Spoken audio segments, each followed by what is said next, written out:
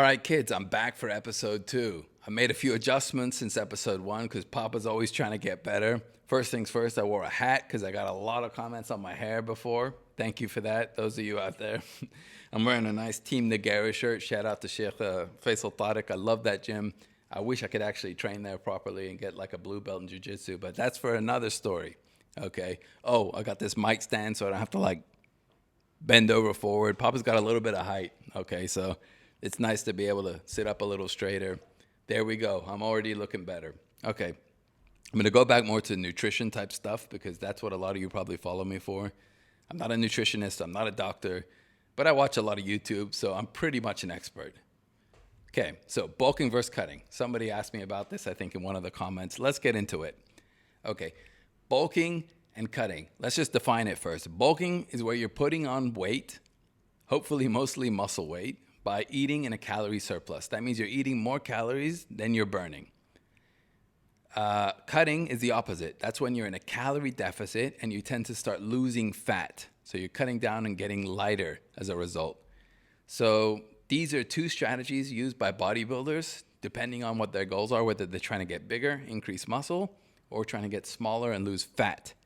Notice I said lose fat and not weight, because if you lose muscle, your weight might go down, but your body isn't going to improve. You're not going to have that look, the actual goal you're going for. So it's very important to understand. Now, there's a few misconceptions. Let me get into those. Misconception number 1 is that you have to gain a lot of fat while you're bulking. This is false. There's a lot of people that actually, they call it lean bulking or main gaining, whatever, where they're just eating a few hundred calories over maintenance. So if you do that, and you're eating a sufficient amount of protein, and the general rule of thumb tends to be like 1 gram of protein per pound of body weight you are, so, or your goal body weight if you're really heavy. So if you want to be 180 pounds or you're 180 pounds now, eat 180 grams of protein. 20 grams above, below that, that's fine. But that's just a good, yes, there's many differing opinions on this calculation, but keep it simple, okay? So eat enough protein. Work out at least all your muscle groups twice a week, and you're progressively overloading. That means you're trying to get stronger. So you're not just going to the gym and doing some chest stuff. No, you're either lifting heavier weights week on week, or doing more repetitions of that weight week on week, or going more times a week doing that, muscle group. That's what progressive overload is. So if you eat enough protein, you're in a calorie surplus, you're progressively overloading, you can gain weight, and it's mostly going to be muscle weight. It doesn't have to be all fat. Now, when you're cutting, there's another myth or misconception, or I'd say more of a fear, that you'll lose a lot of muscle while you're cutting. It's true, when you're in a calorie deficit, there's a lot of risk of losing muscle. How can you limit this or maybe even negate it? Once again, it's the same exact formula. Just make sure that you're eating enough protein and that you're working out like a beast. You're trying to get stronger, even though you're on less calories. So your energy is going to be a little bit lower. Doesn't have to be that crazy. If you're smart about your diet approach, you're not going to be starving or suffering too badly, but there's going to be some sacrifice. Work out like a savage in the gym. Get your gram of protein per pound of body weight, or whatever the heck calculation you use for that. Rest and recover, and you will minimize the amount of muscle you lose in the process. You might lose a little bit, but hopefully your cuts don't last for too long. There's a lot of good strategies you can implement while you're cutting. If you have a lot of weight to lose, you can take diet breaks, reverse diet, things like that. That also can help with muscle retention. But just don't worry about it, okay, guys? If you're really smart, you should actually be on a lean bulking cycle most of the year, and then just do like a 2 or 3 month cutting cycle. So there's 12 months in a year. You should be bulking like 9 to 10 months out of that year, a majority of the year. And I say lean bulking. That's the advantage of not going crazy and going over on your calories, because then you can be 10 months out of the year bulking, 2 to 3 months on a cut, boom. So only 2 to 3 months you're like semi-suffering, but you're probably not going to have to put that much effort in it because you stayed relatively lean in the process. There's a kid I know named Rashid. He's an ex-student of mine. He's doing fabulous, and he's pretty much gained so much muscle over the year without almost any fat. He's kept like visible abs the whole time, and that's worked out really well for him. So there's a lot of advantages to lean bulking, and personally, it's the approach that I would rather take if you have that control. That being said, Papa's kind of on a dirty bulk accidentally. I've started lifting weights recently because my back's gotten a little better, and my appetite's gone. My stress levels are a little high. So I've been putting on weight, but it's okay. My strength has been going up, which is good. So that's kind of considered, I guess, like an accidental dirty bulk. But guess what? I know what to do to get back into shape. And I'm not going to worry about it because you don't punish yourself over setbacks. So, guys, it's all about finding balance between bulking and cutting, okay?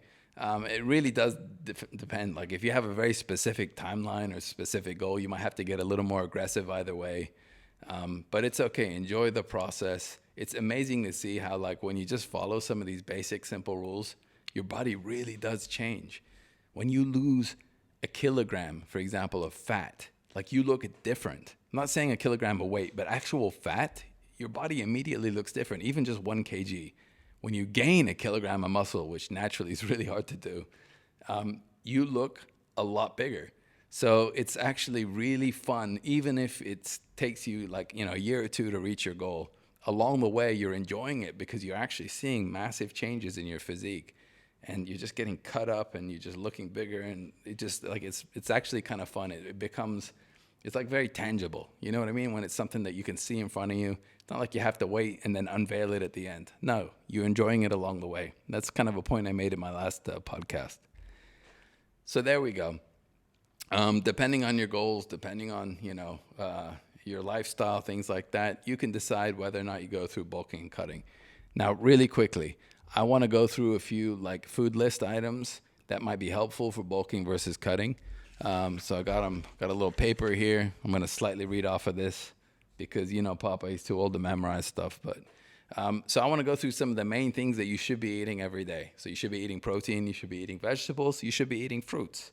So I want to go through some of the higher calorie fruits and the lower calorie fruits, higher calorie veg, lower calorie veg, and higher calorie animal based proteins versus the lower calorie ones.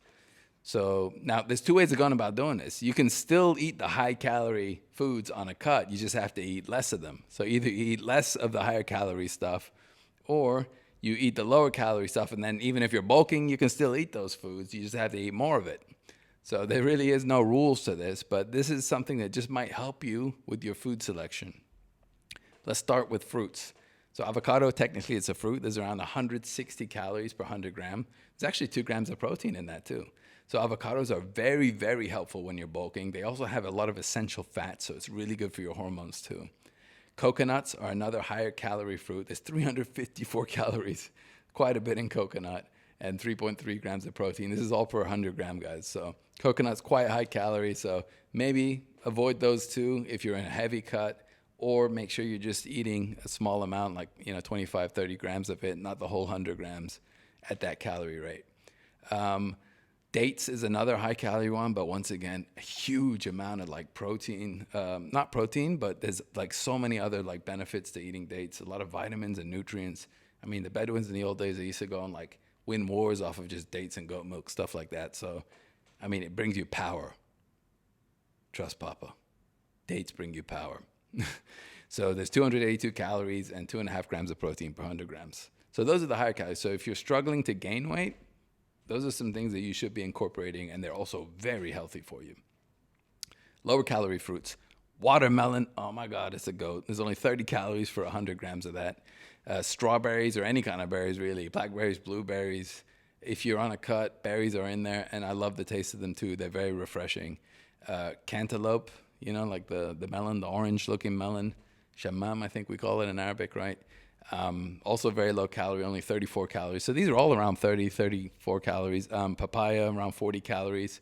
So those are some really good ones if you're looking for lower calorie fruits.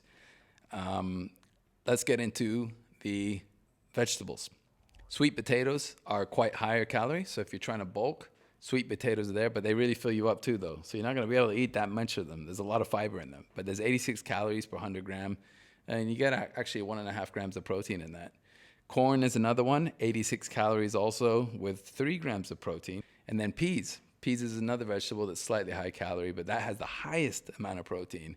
So peas are a good source of vegetarian protein if you don't eat meat. 5 grams of protein with 81 calories for peas. So if you're trying to gain weight and you want to incorporate some veggies, sweet potato, corn, peas are pretty good ones to do, particularly peas because the protein content is so high.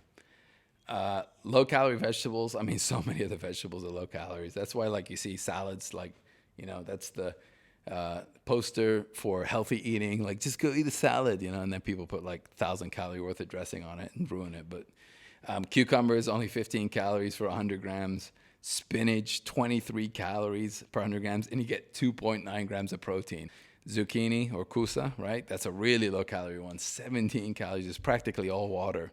Celery is another one, 16 calories, and it's a lot of fiber in there, so it's hard to eat, fills you up. It's really good with cream cheese, actually. So those are just some ideas of some foods that you can be eating from the veggie side. Last one, let's look at the animal base, so your meats, pretty much, right? High calorie meats, if you're on struggling to gain weight and you're bulking. Ribeye steaks, they're around 250 calories, 25 grams of protein for 100 grams of raw ribeye. These are all raw weights, by the way. Salmon, slightly higher calorie, not that high though. It's hard to get high calories on fish. They're so healthy. Salmon have a lot of amazing fats in them too. 206 calories, 22 grams of protein for 100 grams of raw. Lamb or lamb chops, reish. We like that out here in the GCC. We eat a lot of that stuff. It's delicious. 250 calories also, so similar to the ribeyes, 25 grams of protein. Duck probably has the highest calories. You're looking at 337 calories and 16.5 grams of protein. So if you really, really want to explode in your calories and you're like a hard gainer, they call it, duck is the way to go. Your lean meats, you guys are all going to know this. Chicken, especially chicken breast, you're talking about 165 calories, 31 grams of protein. Cod or white fish in general, 82 calories, 18 grams of protein, nothing. You can eat tons of it.